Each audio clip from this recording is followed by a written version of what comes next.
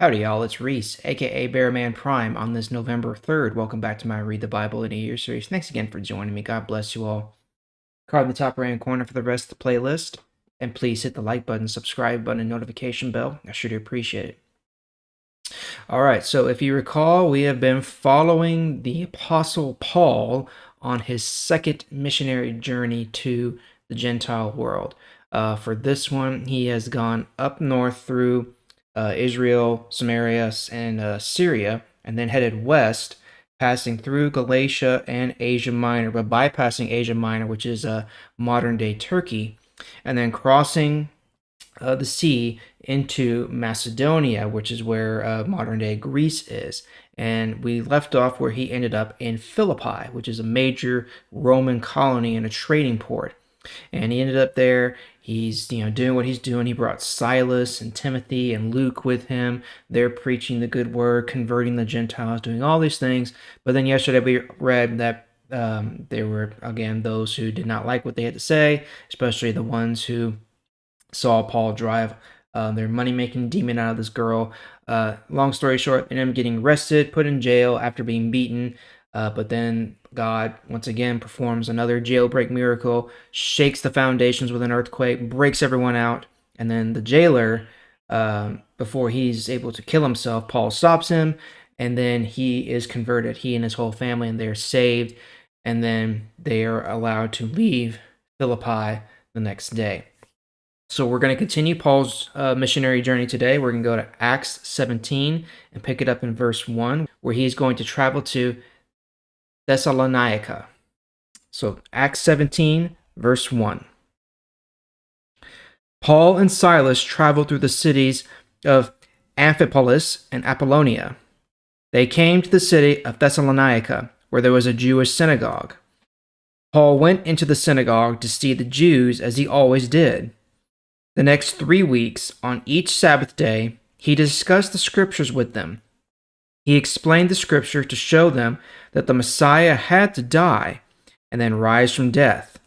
He said, "This Jesus that I am telling you about is the Messiah."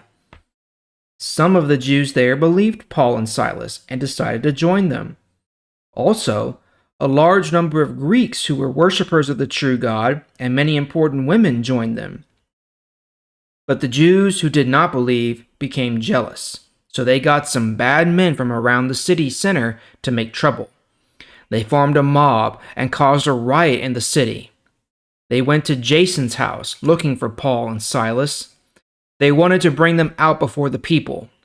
When they did not find them, they dragged Jason and some of the other believers to the city leaders.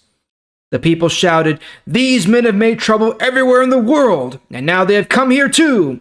Jason is keeping them in his house. They all do things against the laws of Caesar. They say there is another king called Jesus."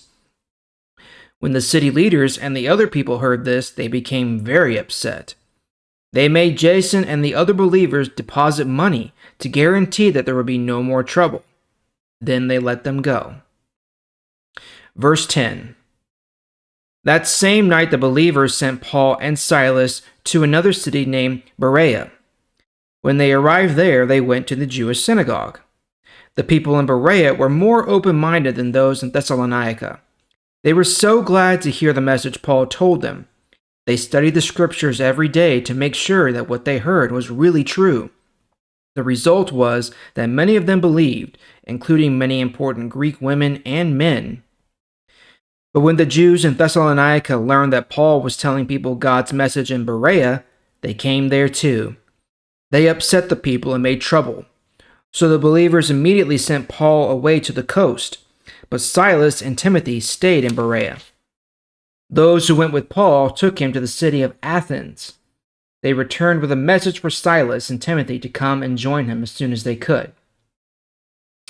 All right, so it's just the same thing on repeat. They go to another city. In this case, they go to Thessalonica and then Berea. And as is Paul's custom at this point, he starts in the synagogues telling the good news to the Jews, his own people, right? And some believe, some don't. And then once he's done with that, then he moves on to telling the Gentiles, the non-Jews, about them. And again, some believe, some don't. And more and more people are converted.